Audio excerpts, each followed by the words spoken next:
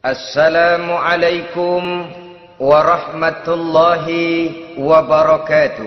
Waalaikumsalam warahmatullahi wabarakatuh. Bismillahirrahmanirrahim. Alhamdulillahi rabbil alamin. Wal aqibatu lil muttaqin. Wala udwana illa 'alal zalimin. والصلاة والسلام على أشرف الأنبياء والمرسلين سيدنا ومولانا محمد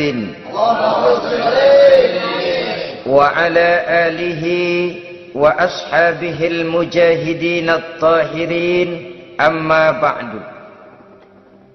Saudara-saudara kaum muslimin rahimakumullah. Salah satu kelebihan makhluk bernama manusia, yaitu bahwa Allah subhanahu wa ta'ala menghiasi hidup manusia ini dengan syahwat, atau yang lazimnya kita sebut sebagai hawa nafsu. Inilah tenaga yang merupakan daya dorong yang melahirkan dinamika dalam kehidupan manusia, yang menyebabkan terus-menerus terjadinya perkembangan dalam sejarah peradaban dan kehidupan manusia. Hawa nafsu bisa melambungkan seseorang kepada puncak kejayaan, dan hawa nafsu dapat menenggelamkan seseorang ke dasar jurang kehancuran yang paling dalam. Pada surah Ali Imran ayat 14, Allah subhanahu wa ta'ala berfirman, A'udzu billahi minasyaitonir rajim. Zuyyina lin-nasi hubbus syahawati minan nisa'i wal banin wal qanatiril muqantarati minadh dhahabi wal fiddah wal khailil musawwamati wal an'ami wal harth. Dzalika mata'ul hayatid dunya. Wallahu indahu husnul ma'ab. Mari kita perhatikan ayat ini lebih dekat lagi. Allah subhanahu wa ta'ala menjelaskan, Zuyyina linnasi hubbus syahawat. Makhluk manusia itu dihiasi dengan hawa nafsu.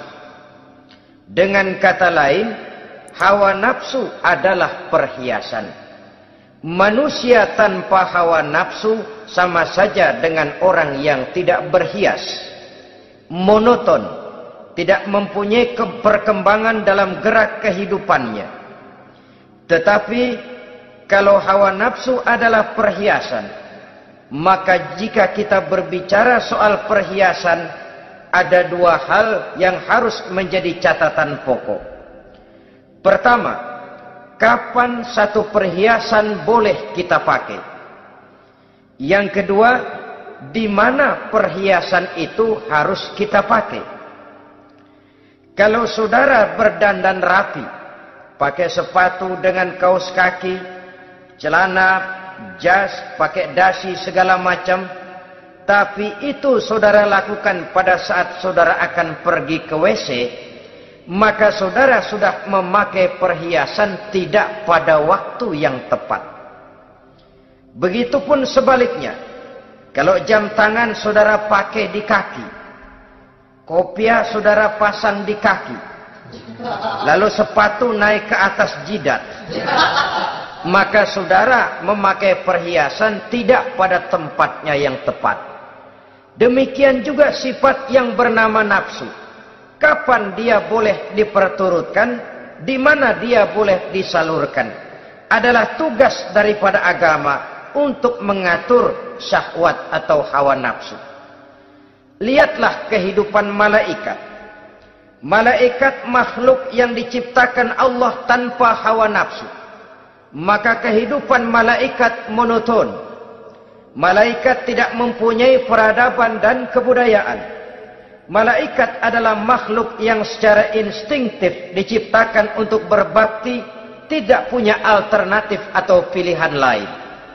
Saudara lihat, Ada malaikat yang sejak diciptakan diperintahkan untuk sujud, sujud saja sampai sekarang, enggak bangun-bangun.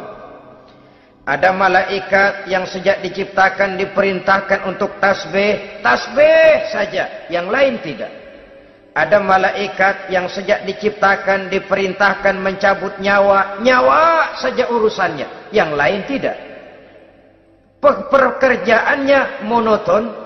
Tetapi memang karena tidak ada hawa nafsu, tidak ada kecenderungan malaikat untuk nyeleweng. Belum pernah kita dengar misalnya ada malaikat Jibril korupsi ayat. Ini kelihatannya ayat bagus ini, nggak usah disampaikan kepada bawahan Muhammad, dipakai sendiri saja. Tidak. Kita belum pernah dengar malaikat maut keliru mencabut nyawa orang yang belum waktunya modar. Belum pernah. Malaikat itu ibadun mukramun la ya'sunallaha fima amarahum wa yaf'aluna ma yu'marun. Maka kehidupan malaikat adalah monoton. Dinamika tidak ada, peradaban dan kebudayaan juga tidak ada. Andai kata bumi dan seluruh isinya diserahkan kepada malaikat untuk mengisinya, barangkali saudara tidak akan pernah kenal jembatan Semanggi, saudara tidak akan pernah kenal Monas, gedung-gedung bertingkat, gedung-gedung pencakar langit. Semua yang menggerakkan itu adalah karena manusia mempunyai hawa nafsu. Nah, kemudian pada kalimat berikutnya Allah memberikan rincian. Apa nafsu kepada apa yang paling menonjol dalam kehidupan manusia itu? Pertama, minan nisa, hawa nafsu kepada perempuan. Ini tentu yang ditujukan laki-laki. Dimanapun saja makhluk bernama laki-laki, kalau dia normal, tidak impoten, mesti suka kepada perempuan. Itu wajar, bin pantas alias normal. Tetapi tadi saya katakan di awal, nafsu kepada perempuan adalah perhiasan. Kapan makainya, di mana makainya, itulah tugas agama memberikan tuntunan dan aturan. Saudara-saudara kaum muslimin rahimakumullah, nafsu kepada wanita dapat mengantarkan seseorang kepada puncak kejayaan, tapi nafsu kepada wanita bisa menenggelamkan seseorang ke jurang kehancuran. Bergantung kepada latar belakang apa yang mendorong timbulnya syahwat tadi. Dengan kata lain, motivasi syahwat tadi digerakkan oleh iman dan ketakwaan, atau semata-mata karena memang syahwat yang merupakan kendaraan iblis. Penyelewengan pertama yang terjadi dalam sejarah kehidupan manusia adalah penyelewengan yang dilakukan oleh Nabi Adam alaihissalam pada saat ia memetik buah khuldi. Kenapa itu dilakukan oleh Nabi Adam? Karena terdorong oleh rasa sayang dan cinta kepada istrinya Hawa. Sebenarnya Hawa lah yang merajuk, Siti Hawa lah yang membujuk, dan Nabi Adam oleh karena syahwatnya kepada istrinya memperturutkan bujukan Siti Hawa itu. Peristiwa Nabi Adam ribuan tahun yang lalu akan terus relevan sampai ke zaman kita sekarang ini. Berapa banyak orang-orang yang karena terlalu ingin menyenangkan istrinya, lalu tidak segan-segan melakukan perbuatan yang menyimpang, baik itu merugikan orang lain, merugikan masyarakat, bahkan merugikan bangsa dan negaranya. Seorang pedagang tidak akan segan-segan menipu. Sebaliknya pun begitu. Tidak jarang wanita di dalam kelemahannya bisa menenggelamkan dunia.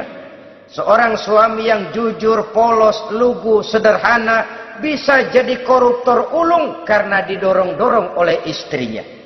Istrinya barangkali bisa saja dibakar-bakar oleh tetangganya. Suaminya jujur, sederhana, kepala bagian, tempatnya basah tapi melarat. Istri rupanya tidak sabar melihat gaya hidup yang makin konsumtif, persaingan yang makin tajam. Suaminya dikipas-kipasin.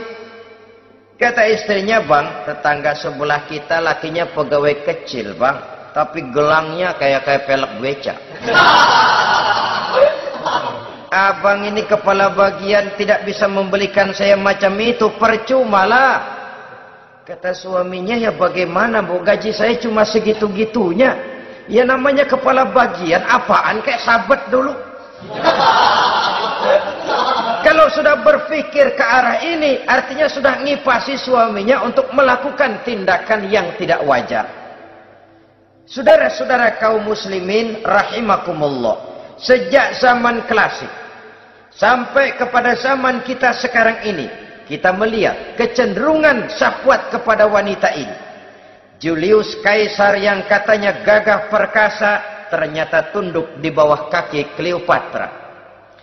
Napoleon Bonaparte, the Lion of Europe, singa daratan Eropa, luas kekuasaannya, gagah perkasa tentaranya, kepada siapa dia tunduk? Ke bawah kakinya Margaret Josephine.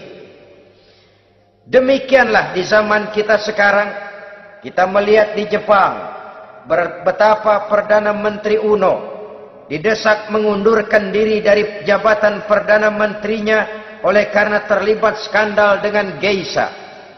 Kita juga melihat di Amerika betapa Senator Gary Hart dari Partai Demokrat yang masih muda, jenius, diharapkan masa depan Amerika lahir dari tangannya, terpaksa mengundurkan diri dari calon presiden oleh karena terlibat skandal dengan Donna Rice. Kita juga menyaksikan betapa parlemen dan kabinet di Inggris sempat geger oleh karena skandal Pamela Bordes, pelacur kelas kakap yang melanglang buana mencari sasaran-sasaran kakap. Ini adalah kisah kejatuhan yang diakibatkan oleh hubbus syahawat minan nisa. Oleh karenanya benar jika Nabi kita menyatakan an-nisa'u imadul bilad, wanita adalah tiang negara. Jikalau baik wanita, baik negara. Jikalau rusak wanita, hancur negara. Kalau syahwat kepada wanita cuma semata-mata karena syahwat, maka seorang laki-laki akan memandang wanita cuma sekedar alat pemuas hawa nafsu. Nilainya rendah. Sedangkan agama kita mengajarkan ma akraman nisaa illa karimun wa ma ahanan nisaa illa laimun, kata Nabi. Tidak akan menghormati kaum wanita kecuali orang-orang yang terhormat, dan tidak akan merendahkan derajat kaum wanita kecuali memang orang-orang yang rendah moralnya. Dengan kata lain, apabila syahwat minan nisa ini dilandasi dengan semangat iman dan ketakwaan, maka kehidupan Rasulullah sallallahu alaihi wasallam sungguh menjadi figur dan contoh dalam kehidupan kita. Perkawinannya bukan karena wajah yang cantik semata-mata, tapi lebih merupakan nilai ibadah kepada Allah Subhanahu wa taala. Dengan demikian, kecenderungan kepada hubbus syahawat minan nisa dikontrol oleh nilai iman. Barometernya, tolok ukurnya adalah iman. Di zaman sekarang banyak kasus kawin campur yang pada akhirnya akan membingungkan kita sendiri. Padahal Al-Quran secara jelas dan tegas memberikan bimbingan. Orang itu kalau sudah, kata Imam Syafi'i, wa ainur ridha an kulli aibin kalilatun kama anna aina suhti tubdil masawiya. Mata kalau dibalut cinta dia buta terhadap nista, tapi mata kalau dibalut benci hanya melihat yang keji-keji saja. Biasanya cinta kepada wanita memang bisa menimbulkan dorongan yang positif, tapi juga bisa membuat seseorang buta sama sekali. Dorongan yang positif paling kurang dari segi penampilan. Coba lihat lelaki kalau lagi demen perempuan, lenjeh banget kan. Sisiran rambutnya rapi, teriskaan bajunya lancip, sepatunya mengkilat, kantong celananya tebel, perkara anduk isinya bukan soal. Yang penting kan gaya. Lalu dinamis, kreativitasnya ada saja timbul. Tapi pada sisi lain, jikalau orang sudah kehilangan pertimbangan, juga kadang-kadang tidak segan-segan mengorbankan akidah, mengorbankan nilai-nilai iman. Padahal ini taruhan utama, sampai Quran dengan tegas memberikan peringatan. Wala ammatun mu'minatun khairun min musyrikatin walau a'jabatkum. Perempuan budak yang hitam legam, kalau beriman itu lebih baik untuk dinikahi daripada wanita cantik berkulit kuning langsat tapi musyrik. Lebih baik budak yang hitam legam beriman daripada wanita cantik berkulit kuning langsat berhati bangsat. Tapi kita kadang kehilangan pertimbangan. Karena agama, karena cinta agama digadaikan. Karena cinta akidah terjual. Karena cinta keyakinan jadi korban. Ini semua penyakit yang datang dari hubbus syahawat minan nisa. Kecenderungan mengumbar nafsu kepada perempuan. Ini memang perhiasan, tapi bisa juga jadi bumerang dalam kehidupan manusia. Berapa banyak penyelewengan terjadi karena pengaruh wanita yang tidak bisa jadi bisa. Ini pengaruh di dalam kehidupan memang sedemikian besarnya.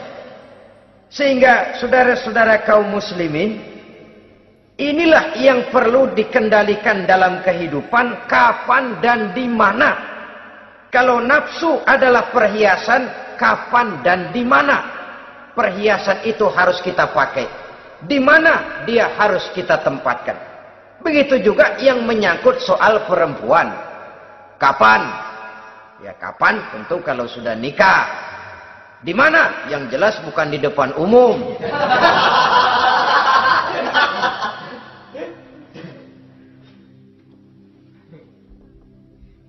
Ini nafsu yang pertama, minan nisa. Yang kedua, wal banin. Dihiasi juga manusia dengan kecintaan kepada banin. Makna banin di sini ay al-aulad, anak-anak laki. Kenapa disebut banin, anak-anak laki? Karena pertama, sering anak laki itu lebih jadi kebanggaan buat orang tuanya ketimbang anak perempuan. Sebabnya apa? Pertama, faktor nasab. Silsilah lebih kuat kepada laki-laki ketimbang perempuan. Yang kedua, faktor cita-cita. Orang tua kalau punya anak laki-laki, cita-citanya panjang. Nak, kau nanti jadi dokter ya. Nak, jadi insinyur ya. Nak, jadi pilot ya. Nak, jadi pengusaha ya. Nak, jadi presiden ya. Tapi kalau dia punya anak perempuan, paling, ya nak, mudah-mudahan nanti kamu dapat jodoh orang baik, nak. Dapat jodoh orang soleh. Saudara-saudara, yang ketiga, anak perempuan itu kalau sudah berkeluarga, biasanya pindah kepada lingkungan keluarga lain. Sehingga orang berkata, punya anak perempuan banyak sebenarnya seperti agen. Artinya ada yang mau bawa, kan begitu. Ada yang minta, ambil. Ada yang berminat, buntel. Paling dia nengokin orang tuanya ya, lebaran. Ya syukur kalau sebulan sekali atau seminggu sekali. Tapi minimnya kan lebaran. Dengan demikian dari garis nasab ini lebih kuat al-banin ketimbang al-banat. Manusia dihiasi dengan kecintaan kepada anak-anak. Sering karena terlalu cinta kepada anak, kita menjerumuskan anak. Terlalu sayang kepada anak, segala maunya kita perturutkan tanpa kendali dan kendala. Akhirnya sifat yang demikian itu malah mendorong anak untuk manja, tidak percaya kepada kemampuan yang dimilikinya, selalu mengandalkan kepada kebesaran, kemampuan daripada orang-orang yang dibanggakannya itu, dan dalam kondisi demikian kedewasaan dan tanggung jawabnya akan lambat berkembang. Maka Allah Subhanahu wa taala memperingatkan bahwa harta dan anak bisa menjadi fitnah. Dalam ayat lain Allah juga memperingatkan, ya ayyuhalladzina amanu la tulhikum amwalukum wa auladukum an dzikrillah. Wahai orang-orang yang beriman, jangan sampai hartamu dan anak-anakmu memalingkan kamu daripada mengingat Allah. Jangan sampai kesibukanmu kepada anak dan harta benda menyebabkan kamu sampai lupa mengingat Allah Subhanahu wa taala. Berapa banyak manusia yang tenggelam dengan melupakan Allah, jauh dari agama, jauh dari tuntunan syariat, oleh karena disibukkan oleh persoalan anak dan persoalan harta benda. Maka satu-satunya jalan, jikalau kita tidak ingin anak kita sampai memalingkan kita daripada mengingat Allah, nilai-nilai keimanan harus ditanamkan kepada mereka sedini mungkin. Dengan bekal ini, maka mereka, anak-anak kita, insya Allah tidak akan membuat kita orang-orang tua ini berpaling daripada mengingat Allah, berpaling daripada kehidupan beragama.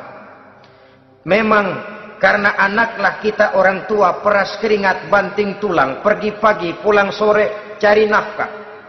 Karena anaklah kita orang tua, kepala jadi kaki, kaki jadi kepala. Asal mereka bisa menikmati hari depan yang lebih baik dari yang kita nikmati sekarang ini. Tapi berapa banyak juga orang-orang tua yang tidak sadar akan amanah berupa anak ini. Mereka lalai, mereka bersikap masa bodoh, padahal tidak akan ada yang tidak dipertanggungjawabkan di hadapan Allah Subhanahu wa taala. Orang tua bisa mendapat pensiunan pahala kalau anaknya tumbuh menjadi anak yang soleh. Tetapi orang tua pun bisa saja masuk neraka karena anaknya menjadi anak yang kurang ajar dan orang tuanya sama sekali tidak pernah memberikan pendidikan yang sebagaimana mestinya. Saudara-saudara kaum muslimin rahimakumullah, kita tentu berharap memperoleh pensiunan pahala dan bukan mendapat tambahan dosa dari kekurang ajaran anak-anak kita akibat kita sebagai orang tuanya tidak pernah mau mendidik mereka. Dalam hadis ada diriwayatkan, ada anak kurang ajar, sembahyang tidak, puasa ibadah tidak, kenal Allah tidak, beriman pun tidak, dosa kelewat banyak, kejahatan berkarat. Di akhirat nanti disidang dia, ditanya, kamu kenal siapa Tuhanmu?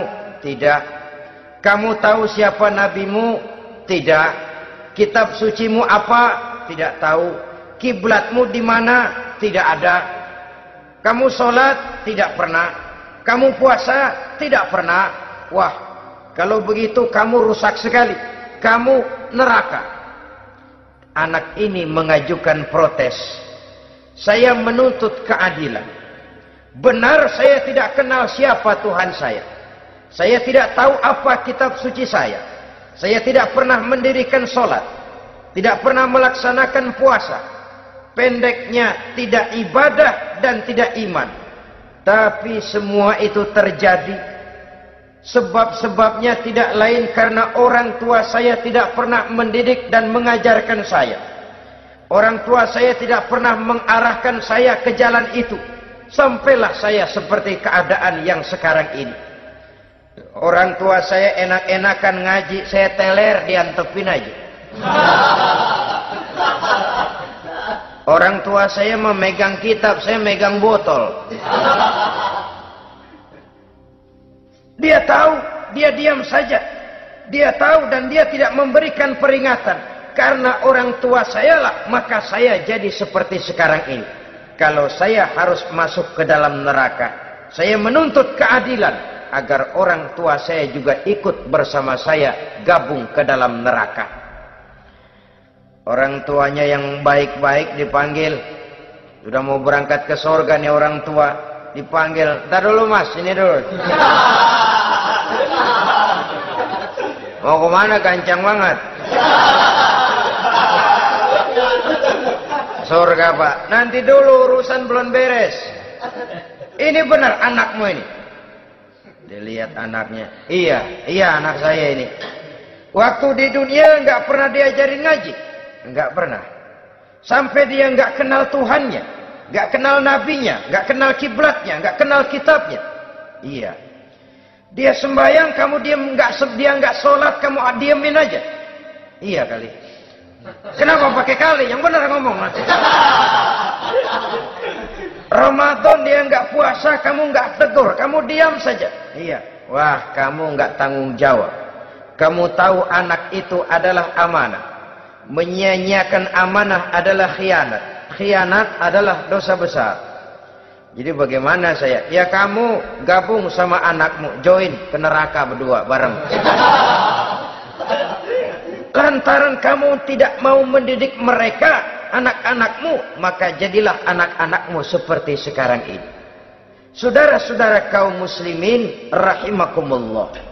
Sebaliknya, jikalau anak-anak kita yang kita cintai ini, yang merupakan buah hati belahan jantung, tumbuh dan berkembang menjadi anak-anak yang soleh, yang bermanfaat bagi masyarakatnya, bagi agama, bangsa dan negaranya, kita orang tuanya bolehlah tentram menerima pensiunan pahala.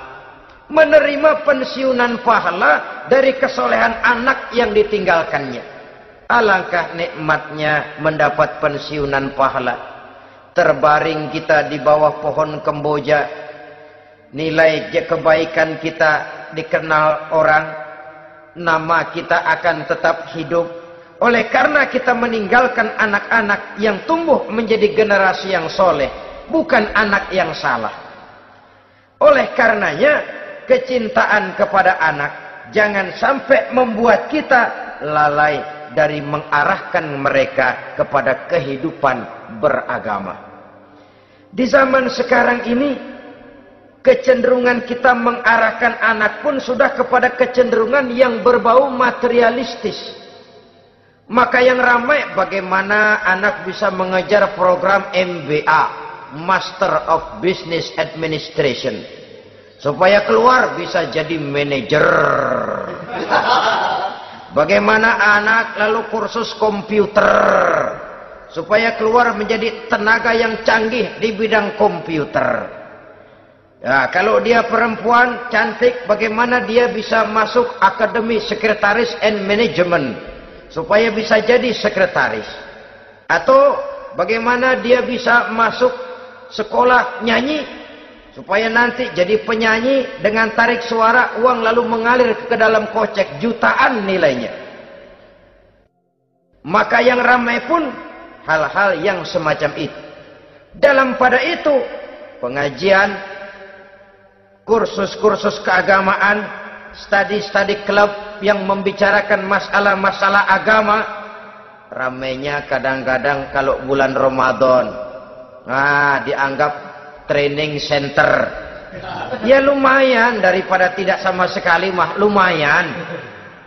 Tapi dengan demikian ini kan merupakan bagian terpokok dari kehidupan manusia.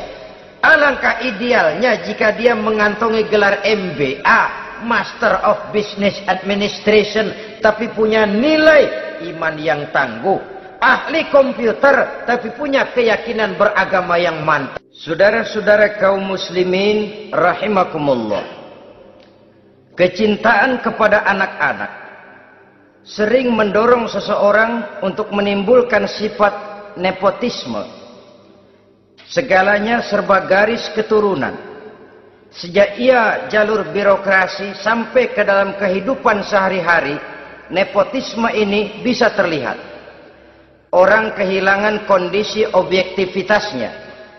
Mampu atau tidak, soal lain. Bidangnya atau tidak, bukan soal.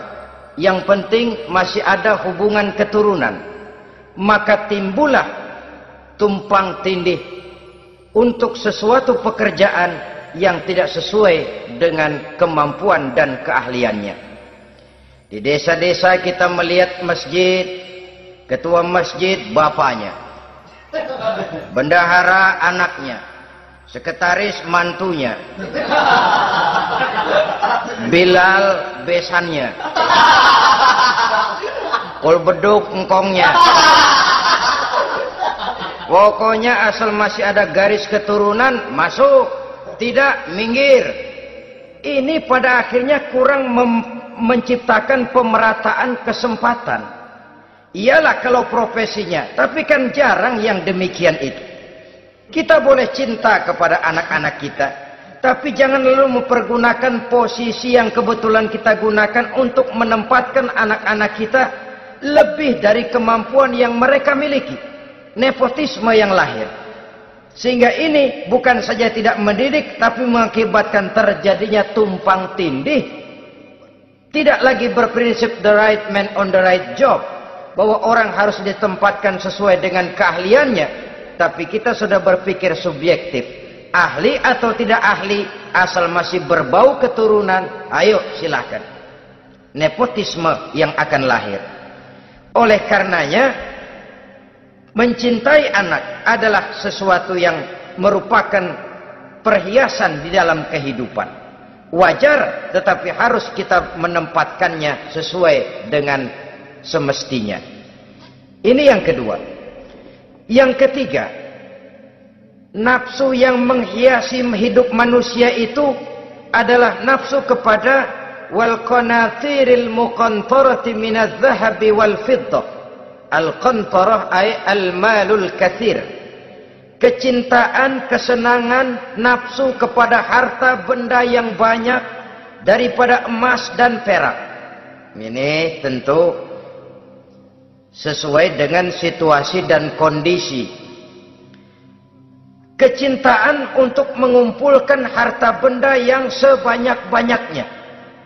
Baik itu berupa emas, baik itu berupa perak. Ini cuma penyebutan beberapa jenis dari kecenderungan manusia kepada harta benda. Bukankah sering dikatakan orang bahwa manusia di dalam berhadapan dengan harta itu seperti meminum air laut. Makin diminum, makin kering tenggorokan, makin haus kita dibuatnya. Apabila watak ini kita perturutkan, maka manusia tidak akan pernah kenal puas, tidak akan pernah kenal cukup. Nabi kita memberikan peringatan. Lau anna libni Adam wadiyani min zahabin labtagha lahu mathalisan wa la yamla'u jawfa ibni Adam illa turab. Andai kata manusia mempunyai dua buah ladang yang seluruhnya berisi emas, akan puaskah manusia? Tidak. Mereka akan cari ladang emas yang ketiga. Wala yamla'u jawfa ibni Adam illa turab. Sungguh mulut manusia ini tidak akan pernah penuh terisi kecuali kalau sudah disumpal dengan tanah. Artinya kalau sudah dia dipendam di liang lahat baru cukup. Tetapi sepanjang dia masih bergerak, masih hidup dan bernyawa, masih bisa berusaha dan berbuat, dia tidak akan pernah mengenal puas. Ini akan mendorong manusia terjebak kepada menghalalkan segala cara untuk mencapai tujuan. Yang penting kaya, kan begitu. Dan cepat. Sebab sekarang orang sering motong kompas. Yang penting kan cepat kaya. Soal cara, kalau jujur aja mah, sampai kapan mau kaya? Perkara itu renten, bukan soal. Perkara itu judi, tidak jadi masalah. Perkara itu korupsi menyangkut hak orang banyak, bukan soal. Yang penting cepat kaya. Dan anehnya lagi, tidak malu menumpuk kekayaan dengan cara yang tidak wajar. Ya kan orang hidup bermasyarakat tuh bisa dianalisa tuh. Emang usahanya apa sih? Gajinya sebulan berapa sih? Kok bisa gitu-gitu bener sih? Dari mana sih? Secara langsung orang tidak berani bertanya, tapi dari mulut ke mulut akhirnya tersebar jadi rahasia umum. Si Ano kan punya ano, dia ano, anonya seano. Ini bisa jadi bahan pertanyaan dalam kehidupan, akhirnya jadi gunjingan. Orang sudah tidak terlalu peduli dari mana kekayaan itu diperoleh, yang penting kaya. Dengan menghalalkan segala macam cara, terjebaklah ke dalam cara-cara mafia, terjebaklah ke dalam cara-cara yang tidak wajar, tidak bijaksana, memperkuat klik, clean, dengan menghantam yang lain. Saudara-saudara kaum muslimin rahimakumullah, bahwa manusia punya nafsu ingin kaya itu boleh. Boleh. Agama memberikan tuntunan, memberikan aturan. Tidak hanya sekedar asal kaya, tidak hanya sekedar asal banyak harta. Malahan hadis menyatakan, kalau saudara diberikan umur panjang, pertanyaan akhirat cuma satu kok. Umurmu kau habiskan di mana? Kalau saudara diberikan amanah berupa ilmu pengetahuan, pertanyaan akhirat juga cuma satu kok. Ilmumu kau amalkan untuk apa? Tapi kalau kita diberikan amanah berupa harta benda, pertanyaan akhirat itu dua. Min aina iktasabahu wa fima anfaqahu. Dari mana hartamu kau dapat, kemana hartamu kau belanjakan. Dari mananya ditanya, kemananya juga ditanya. Depan belakang ditanya. Dan kalau mempergunakan harta untuk kesenangan syahwat, orang berani bukan main. Tapi kalau untuk kepentingan agama, yang hakikatnya untuk kepentingan dirinya sendiri, berat seperti nyabut bambu dari ujung. Orang kalau menyumbang masjid 100.000, itu kan zohirnya memberikan panitia masjid. Tapi hakikatnya kan dia nabung buat dirinya sendiri. Seolah-olah dia cuma berkata, Pak, tolong saya titip 100.000, ini untuk kepentingan saya di akhirat nanti.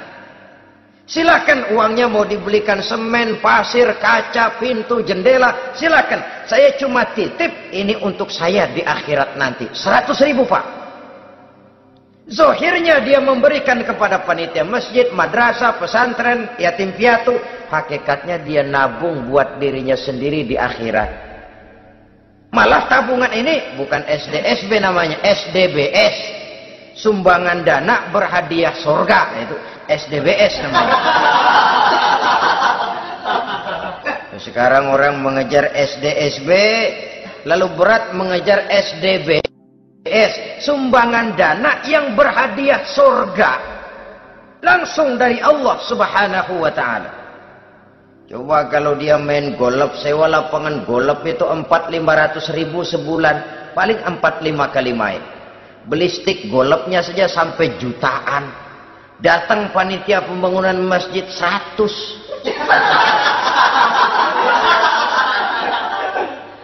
Minta didoain masuk surga lagi. Surga 100.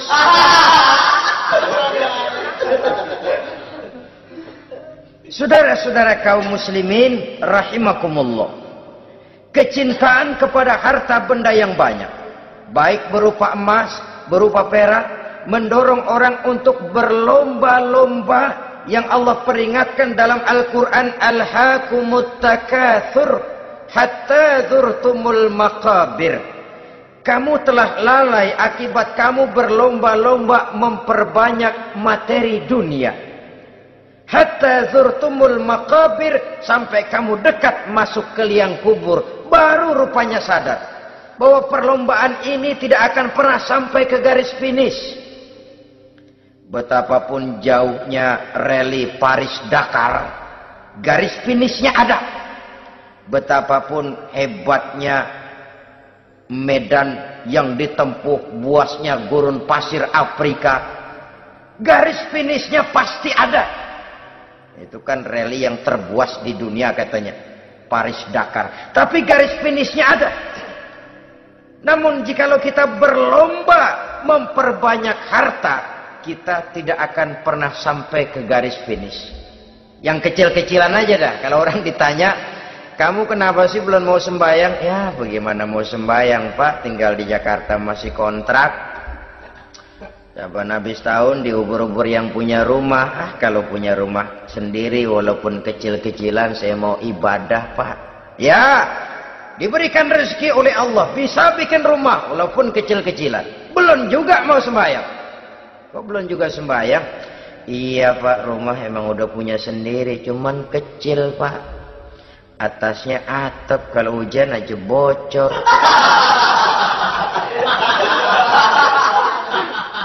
Kalau bisa bikin rumah yang permanen Pak, tenang, saya ibadah, sembahyang saya rajin. Iyalah, diberikan rezeki, bisa bikin rumah permanen. Bagus rumahnya. Lain lagi. Iya, rumah sudah permanen, tembok, ubin. Cuman isinya belum ada Pak, perabotannya. Aduh. Kalau punya peralatan rumah tangga yang memadai, tenang, saya ibadah. Diberikan juga rezeki, bisa beli perabotan rumah tangga yang lumayan. Di atas tekelnya sudah pakai karpet, mebelnya spaghetti, tempat tidurnya alga spring bed, dan lo-pilo. Ada kulkas, ada TV, di sebelah TV ada kunci mobil. Kuncinya mobilnya mana?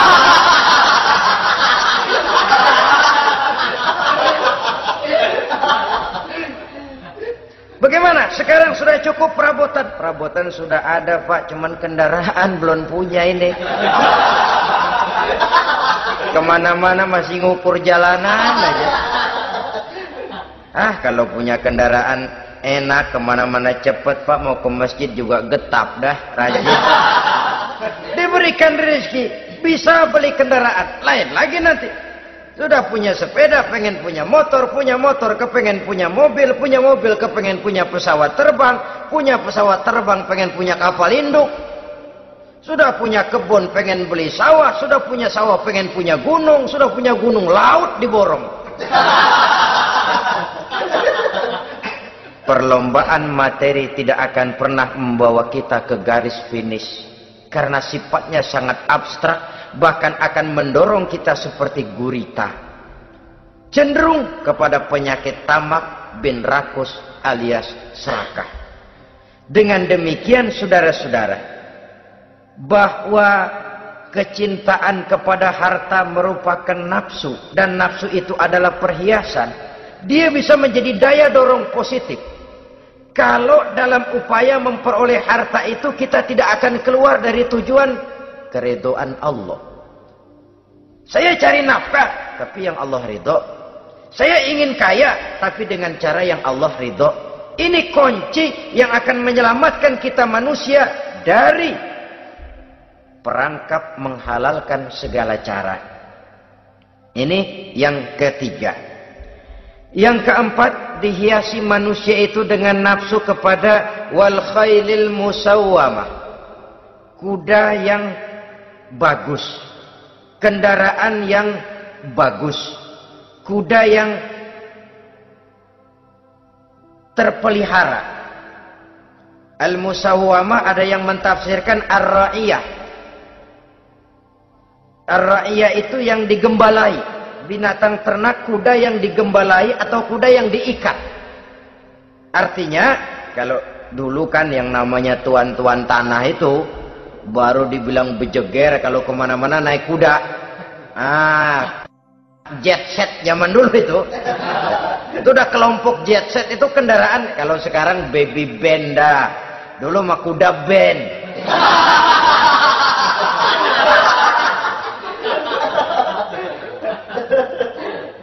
Manusia punya kecenderungan suka kepada kendaraan.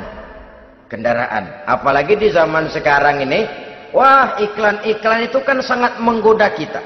Melayani segala macam bentuk penjualan. Nah, ini lalu terangsang biar duit cekak. Kalau udah ngebaca itu, wah, berani banget dah. Tahu duit nggak mungkin cukup, tapi begitu baca melayani segala macam bentuk penjualan dengan fasilitas ringan. Nah, jadi dah. Jadi juga punya mobil, jadi dah. Perkara utang itu bakal nyekek leher, bukan soal. Kasihan saudara-saudara kita di daerah-daerah yang terjebak kepada iklan-iklan merangsang yang akhirnya di luar kemampuan. Sehingga terjebak pada saat dia harus mengembalikan kredit, dia tidak mampu, barang disita, uang hangus, nyengir deh. Bekipas sembari tahlil. Habis arang besi binasa. Bahwa kita menginginkan kendaraan yang serba baik, silahkan. Tiap akhir tahun ganti merek, keluar yang baru, ganti lagi. Itu kalau orang yang mampu. Buat kita yang tidak mampu, kenapa tidak bersyukur melihat yang lebih rendah di bawah kita? Alhamdulillah kita punya mobil, tangga kita cuman punya motor. Yang punya motor, syukur kita punya motor bisa rada cepetan. Tangga sebelah punya sepeda, mana-mana kekejek mulu. Yang punya sepeda, alhamdulillah punya sepeda. Tangga sebelah kemana-mana jalan kaki. Yang jalan kaki, syukur masih bisa jalan. Teman sebelah lumpuh bertahun-tahun nggak. Yang lumpuh, alhamdulillah masih hidup. Tangga sebelah kemarin out, nggak balik lagi.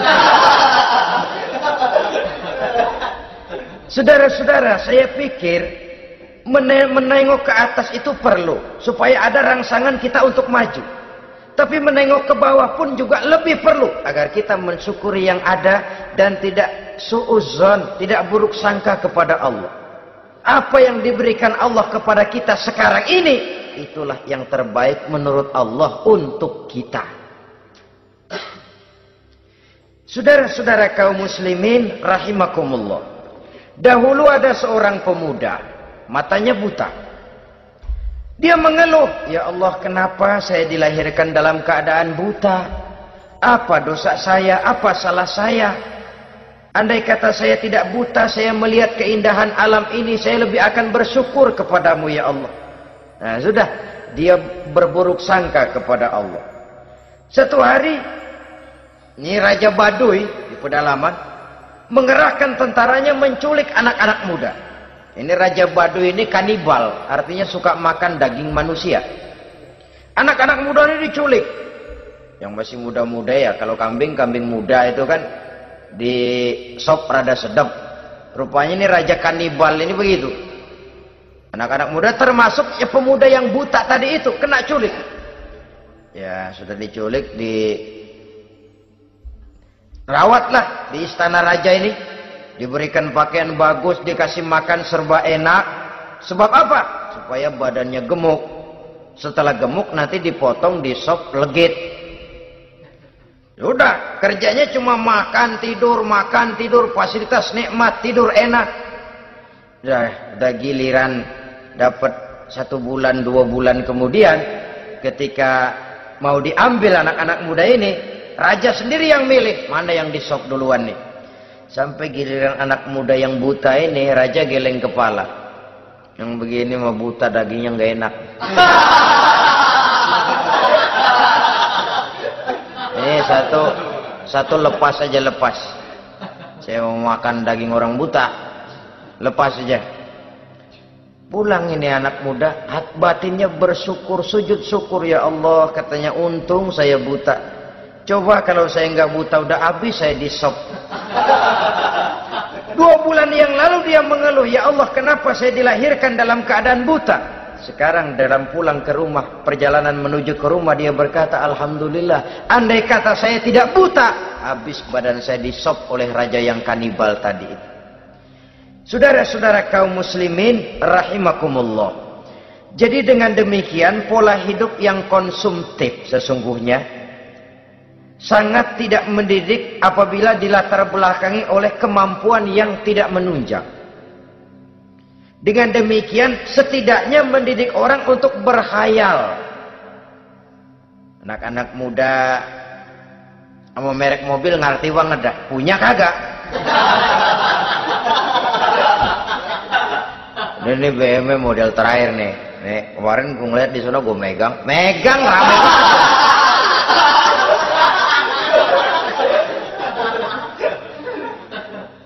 Tulul amal ini kalau tidak diimbangi dengan saluran yang positif, dia akan terjebak kepada penyakit tulul amal, panjang angan-angan. Baiklah ya, wal khailil musawwamah.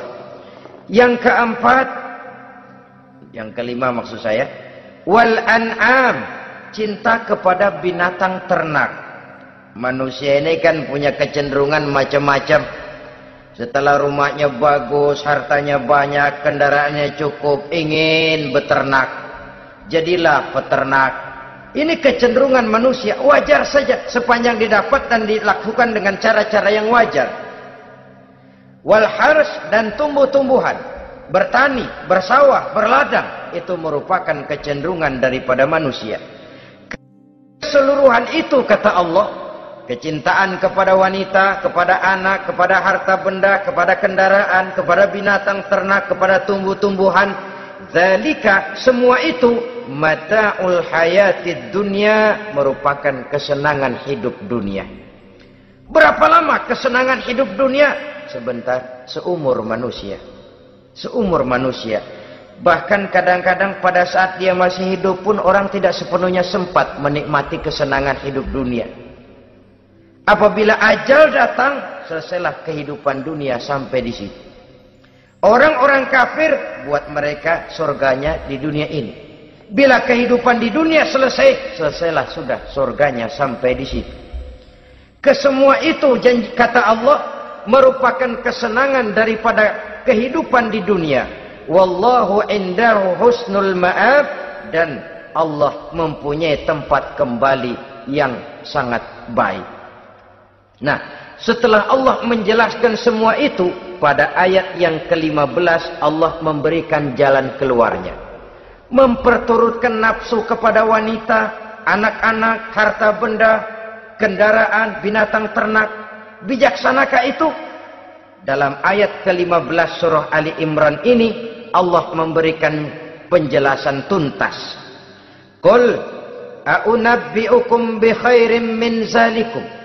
Katakan kepada mereka Muhammad, maukah kamu aku beri kabar yang lebih baik dari semua itu? Lebih baik daripada kesenanganmu kepada wanita, kepada anak-anak, kepada harta benda, kepada kendaraan dan sebagainya. Mau kamu aku beritahu yang lebih baik daripada semua itu? Jawaban tentu mau. Kalimatnya bukan ukhbirukum, a'unabbi'ukum. An-naba itu berita yang besar. Lain dengan al-khabar, itu berita biasa saja. An-naba, sehingga pembawa berita disebut nabi. Dari naba yanbi, pembawa berita yang benar. A'unabbi'ukum, maukah aku tunjukkan kepada satu berita yang benar-benar besar dan benar-benar lebih baik dari yang semua disebutkan tadi. Apa jalan keluarnya? Lillazina taqaw 'inda rabbihim jannatun tajri min tahtihal anhar. Bagi orang-orang yang bertakwa kepada Allah, mereka akan mendapatkan surga yang di bawahnya mengalir sungai. Khalidina fiha, mereka akan kekal di dalamnya. Wa azwajun mutahharah, dan mereka mendapat istri-istri yang suci. Waridwanum minallah, dan keridhaan daripada Allah subhanahu wa ta'ala. Kalau kamu hai orang-orang yang beriman, kalau kamu hai manusia menyangka bahwa nafsu kepada wanita, anak-anak, mengumpulkan harta benda, kendaraan yang menarik, binatang ternak dan tumbuh-tumbuhan itulah yang lebih baik untuk kesenangan dunia. Memang itu kesenangan dunia. Tapi nih, seolah-olah kata Allah, nih, saya kasih tahu kamu, aku beritahu yang lebih baik dari semua itu. Apa? Takwa kepada Allah. Kecintaan kepada wanita. Kalau takwa dasarnya, orang nggak amburadul, nggak semrawut. Enggak, pokoknya gue masalah perempuan dan membuat terus. Tapi punya kaidah, punya norma. Demikian juga kepada anak-anaknya. Demikian juga kepada harta benda. Pokoknya asal harta, mau halal, mau haram, tekuk terus deh. Semuanya dilandasi oleh taqau, lillazina taqau, oleh ketakwaan kepada Allah. Nah, ketakwaan ini akan menghasilkan apa? Inda rabbihim jannatun tajri min tahtihal anhar. Melahirkan, menghasilkan surga yang di bawahnya mengalir sungai-sungai. Saudara-saudara kaum muslimin rahimakumullah. Jika kita menyangka bahwa wanita bisa memberikan kesenangan, iya, kesenangan dunia. Jika kita menyangka bahwa harta benda bisa memberikan kesenangan, iya, kesenangan dunia. Jika kita menyangka bahwa kendaraan bisa memberikan kesenangan, iya, kesenangan dunia. Tapi kita tidak cuma ingin itu, kita ingin itu semua juga bisa membawa kesenangan akhirat. Caranya landasi dengan takwa. Kesenangan kepada wanita didasari dengan takwa. Maka jangan jadikan wanita cuma sekedar alat pemuas hawa nafsu. Kesenangan kepada anak-anak dilandasi dengan takwa. Maka anak-anak diarahkan kepada jalan yang diridhoi Allah. Kesenangan kepada kendaraan dilandasi dengan takwa. Maka kendaraannya selalu mengarah berjalan menuju jalan takwa, diridhoi oleh Allah Subhanahu wa taala. Kalau tidak, tuh mobil asal lempengan Ancol gancang banget dah. Tapi giliran dihadapin ke masjid, mogok melulu mobil. Urusan ngaji ada aja halangannya tuh kendaraan. Tapi kalau untuk urusan maksiat, ngebut benar-benar. Dilandasi dengan ketakwaan. Sehingga dengan demikian tidak hanya sekedar surga di dunia ini, tapi lebih-lebih di surga di akhirat nanti. Khalidina fiha, kekal. Kalau dunia ini kan zillun zail, bayangan. Hari ini kita jaya, besok kita bangkrut. Siapa yang mau menghalangi? Hari ini kita melambung, besok kita nyungsep. Siapa yang bisa menarik? Tidak kekal, berubah, temporer, relatif. Di sana kebahagiaan yang dilandasi dengan takwa ini sudah surga, kekal di dalamnya, azwajun mutahharah. Mendapat istri-istri yang suci. Suci dalam arti belum pernah dijamah orang lain. Suci dalam arti tidak pernah terkena halangan. Seperti men misalnya.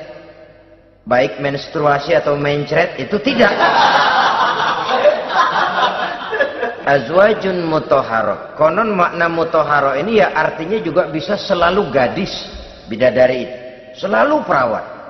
Tidak pernah janda. Walaupun tiap hari dipakai. Perawan terus. Dan yang lebih penting, waridwanum minallah, mendapat ridho dari Allah Subhanahu wa taala. Jadi hawa nafsu dengan motivasi takwa, itulah sesungguhnya yang dikehendaki oleh Ali Imran ayat 14 dan 15. Dengan demikian, manusia dengan ketakwaannya mengendalikan hawa nafsu. Dan bukan malah dikendalikan oleh hawa nafsunya. Sehingga dengan demikian, seluruh fasilitas yang dimilikinya, baik itu berupa istri, anak, kendaraan, binatang ternak, harta benda, tanam-tanaman, seluruhnya semakin meningkatkan ketakwaannya kepada Allah Subhanahu wa taala. Mudah-mudahan kita bisa mencapai tingkat ini di mana kita hidup mampu dan sanggup mengendalikan nafsu, bukan malah dikendalikan oleh hawa nafsu. Terima kasih dan mohon maaf. Wassalamualaikum warahmatullahi wabarakatuh. Waalaikumsalam warahmatullahi